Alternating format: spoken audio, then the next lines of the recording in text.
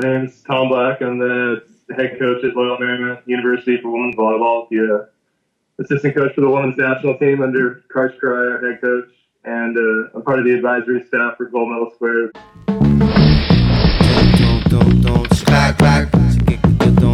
Ladies and gentlemen, so good to be here with y'all.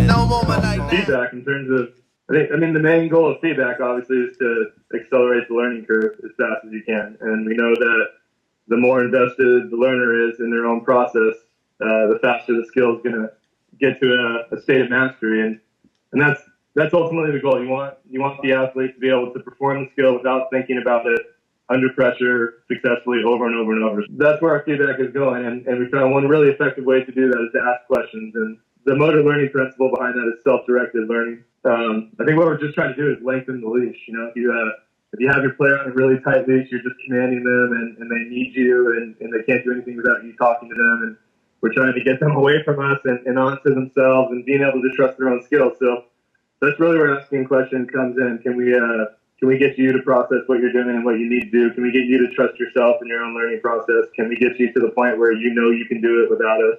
Mm-hmm. So that's kind of where we're going with it. Nice. And for me, when I was at practice, it's kind of the first thing I noticed. And just so people are familiar with the strategy, it's whether someone successfully performs a skill or maybe doesn't do it quite right, you guys are always asking, how'd that feel? What happened there? And that's sort of driving the self-directed learning, right? Yeah, and it really depends what stage they're in of the learning. You know, there's the cognitive phase, so I don't know that I don't know. So that's when you're very beginning your teaching. And then there's the autonomous phase, which is I know that I don't know. And that's where most people are in for a long time. And then there's the mastery phase, which is I know that I know. And I'm not even thinking about it anymore. So if I'm coaching someone on a skill and I think they're in the mastery phase, I'm not asking them how they feel because I know they got it. But it's in the autonomous phase you're asking them a lot, and you're trying to get them to the mastery phase. So, and usually you're trying to catch them doing it right. Yes. So you're working on, but when they do it right, you ask them, how'd that feel? What'd you feel? Like, what'd you do? And you're trying to just get them to take hold of that. But once they get to mastery, I'm not asking it anymore. I just let it go. You know, a big part of the stuff that we teach is the importance of a growth mindset. And I think this is an awesome way to head in that direction. Just because if someone does do something wrong, it's not like you're putting them down. It's what can we learn from that mistake? And what can you gain from this? How can you grow? Not, you can't serve the ball out of bounds. Yeah, totally. And I think I was actually thinking about this for a while before we Skyped this morning, but you know, as a coach, you should be like really tired at the end of practice, but it's not a physical tired. I think that to me, one of the hard parts of coaching is controlling your feedback and asking the right question and processing and not letting your emotions get in the way and making it being about the learner. And this trying to ask the right question at the right time to get them to a state of mastery is draining, you know. And if you're doing it for 2 hours, like that's where like the fatigue comes in. And that to me is the growth mindset part of the coach. You know, it's not about me and my emotions. It's about the learner and what do I need to do to help them.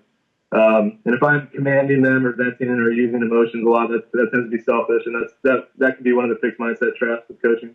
During practice, if you're doing sort of a drill or a small-sided game, there's kind of built-in feedback periods where they're either out or whatever, and it's a great time to talk to them.